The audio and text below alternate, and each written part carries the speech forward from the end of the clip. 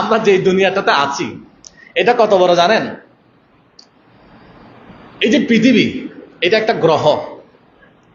মনে করেন এটা একটা সাদা ফেজ। এই সাদা ফেজের মধ্যে একটা যদি কলম দিয়ে ফুটা দিই, কলম দিয়ে যদি একটা ফুটা দেওয়া হয়, এটা একটা একেবারে ক্ষুদ্র না? এই ফুটাটা যেমন অন্যান্য গ্রহের তুলনায় আমাদের পৃথিবীটা তেমন।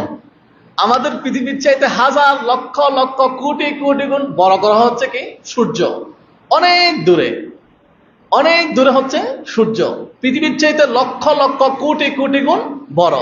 এর চাইতে বড় বৃহস্পতি, মঙ্গল। এভাবে আমরা ছোট্ট একটা গ্রহের মধ্যে আছি। এর বাহিরে কত জগৎ আছে। এই যে দুনিয়াটাকে, পৃথিবীটাকে আল্লাহ তাআলা 700 কোটি মানুষের বসবাস, যত প্রেম প্রীতি লেনদেন রাজনীতি অর্থনীতি আছে সবগুলো এখানে চলতেছে।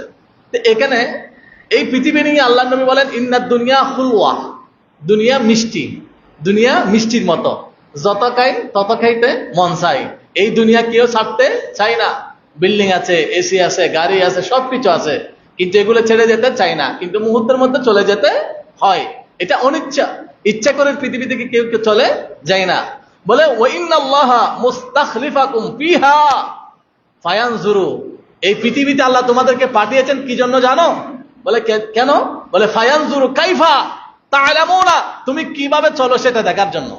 বলে আমি কিভাবে চলবো সেটা আল্লাহ দেখে কি হবে?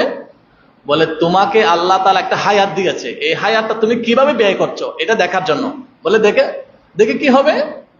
বলে দেখে আল্লাহ তাআলা তোমাকে জান্নাত জাহান্নাম নির্ধারণ করবেন, এটা আল্লাহর একটা সিস্টেম। বলে আমি নবীর ওসিয়ত হচ্ছে ফাত্তাকুদ দুনিয়া,